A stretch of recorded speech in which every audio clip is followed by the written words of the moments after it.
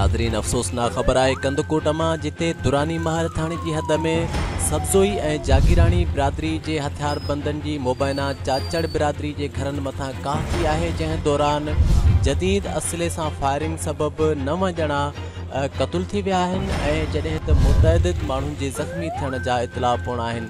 अफ़सोसनाक ख़बर आहे दुरानी महर थाणे जी हद आहे, जिते चाचड़ बिरादरी जे घरनि मथां मुबैना सब्ज़ोई ऐं जागीराणी बिरादरी जे हथियारबंदनि पुराणे तकरार तां काह कई आहे, जंहिं दौरान 9 ॼणा मारिजी विया आहिनि, जॾहिं त मुतअदिद माण्हू ज़ख़्मी थिया आहिनि, जिन खे कंदकोट अस्पताल मुंतक़िल कयो पियो वञे।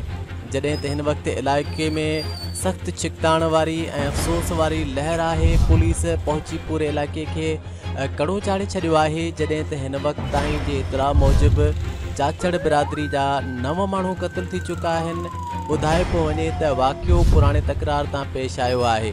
असांखे अपडेट कयो, बाहू खोसो मां असांखे अपडेट कयो आहे तबसुम खोसे वाक़े जे हवाले सां त क़तूल थी वियलनि में पीउ ऐं संदसि 4 पुट बि शामिल आहिनि, जंहिंजो तालुक़ पिणु चाचड़ बिरादरी सां आहे। हिन वक़्तु ही मंज़र जेके आहिनि कंदकोट अस्पताल जा आहिनि, जिते ज़ख़्मियुनि खे ऐं लाशुनि खे कंदकोट अस्पताल मुंतक़िल कयो पियो वञे। अफ़सोसनाक ख़बर आहे कंदकोट मां, जिते दुरानी महर थाणे जी हद में अफ़सोसनाक क़बीलाई तकरार कर खयो आहे, जंहिं दौरान चाचड़ बिरादरी जा 9 ॼणा क़तूल थी विया आहिनि।